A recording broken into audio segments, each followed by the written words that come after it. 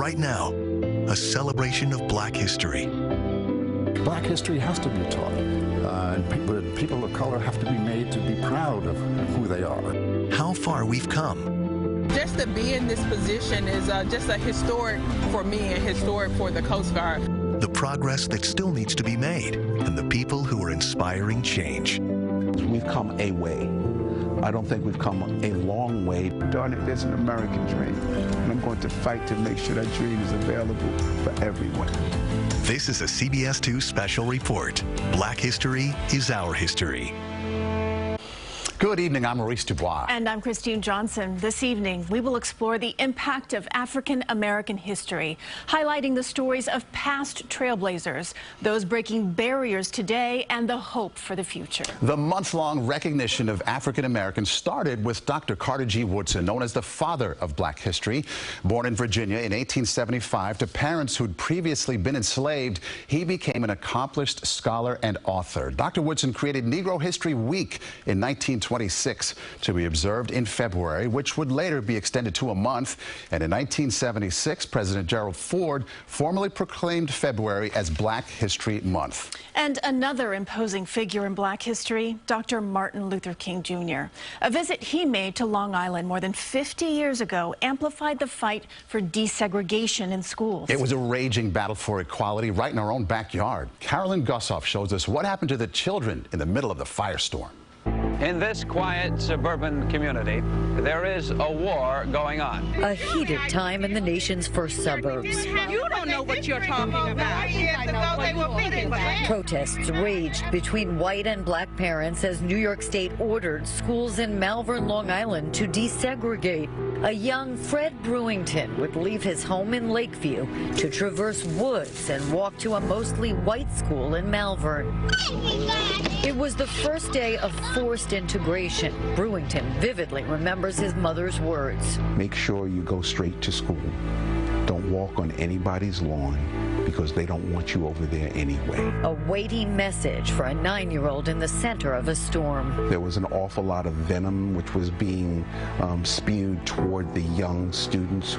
Hearing the voices of people telling us to go back home, statements like that made me feel as though I was not wanted. It's a child's understanding, but still it doesn't take away the pain. His wife Adrienne, in 2nd grade, bused from Lakeview, remembers the yelling. It felt unsafe and very tumultuous. It was a decade after the Supreme Court ruled separate but equal schools were inherently unequal. Malvern would test the ruling, unique in its racial imbalance.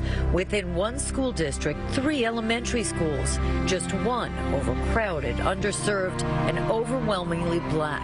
The local banks will not give African American veterans mortgages in overwhelmingly white areas. You have these two communities separated by Ocean Avenue, which ironically it's said sometimes the two communities are separated by an ocean. The Woodfield School was overcrowded.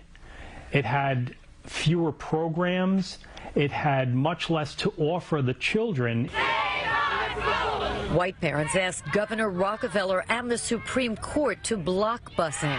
But historian Don Pupke adds the resistance wasn't all racist. They were losing the neighborhood school, and they couldn't see the benefit of the larger integration of all 3 schools because they really just wanted their kid to go to the school down the block as opposed to across the other side of town. This is America, the freedom of choice, a democratic way of living.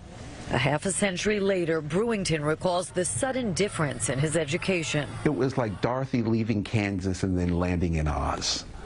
It was going from black and white to Technicolor. But opposition would linger. They set up their own private freedom schools, and they will not allow their children to go to the interracial schools. Even though a school integration plan is finally implemented, basically it fails because the white families just pull their kids out of the public school. The struggle here in Malvern shaped not only local history, but also Brewington's life. He has spent decades giving back as a football coach here and has forged lifelong friendships. The little boy grew up to have a big voice as a leading civil rights attorney. When you look at the majority of schools on Long Island, they are still largely segregated. The Malvern population is still 85%, 90% white.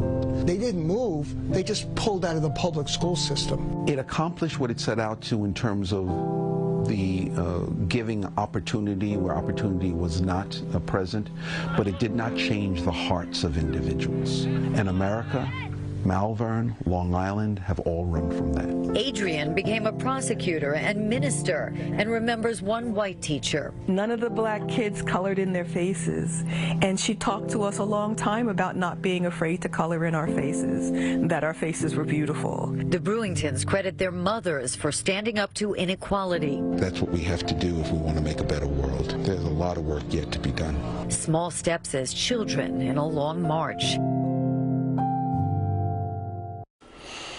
The Schomburg Center is regarded by many as a heartbeat of black culture in New York City. It is filled with artifacts collected by its founder, Arturo Schomburg. Jessica Moore spoke with his grandson, who describes his passion for preserving black history.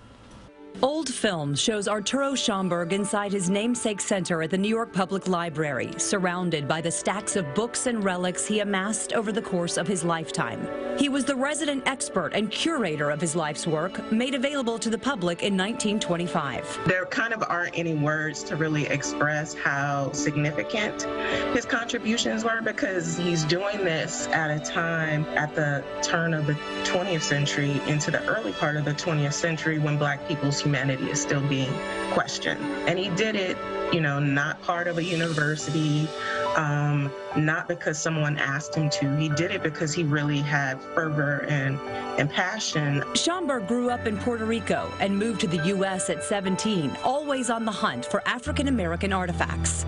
He compiled a personal collection of 10,000 items related to black history and the African diaspora, and became the unofficial librarian for the Harlem Renaissance. If a friend of his was doing work in D.C., he would say, you need to go to this bookstore and look on this shelf because there are these great things there. Can you secure that for me? He's really amassing the bedrock of what will become black studies. Schomburg died about a decade after the center opened, but his legacy lives on. I was born January of 1939.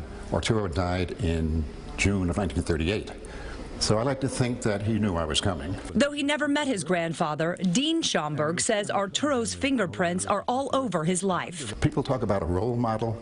Although I never knew him and we never talked, he was a role model for me because that's how I fashioned my life. He, by himself, was self-taught and had a kind of religiosity about what he did. So he wasn't lettered, he didn't have a degree. Dean Schomburg says his grandfather was committed to his work above everything else, but wasn't selfish with his collection.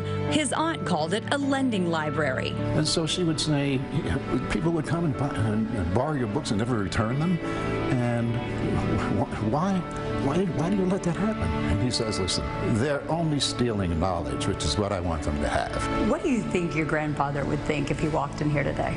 Well, he would be amazed. He would say, well, I didn't think that you guys were going to be able to do all this, you know. But like I said before, he would say that, the work is not finished. Do you think your grandfather would be proud of you and everything you've done to contribute? Oh, I think so. I hope so. That's what I'm living for. You may have noticed this QR code popping up at the bottom of your screen. It's an easy way to access even more of our Black History Month stories. So just take out your phone when you see it, scan the code, and it'll take you right to our website where you can view all the stories we have told this month and in past years as well.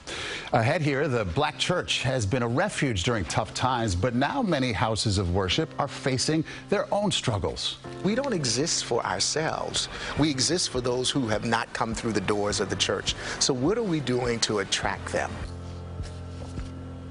Congregations dwindling so much, these historic landmarks are being sold or leased. The fight to keep the faith. On the harbor, with the woman breaking barriers as the commander of the Port of New York and New Jersey, how a chance meeting in college convinced her to chart a new course. Plus, I watched her and I carried out what she wanted me to be.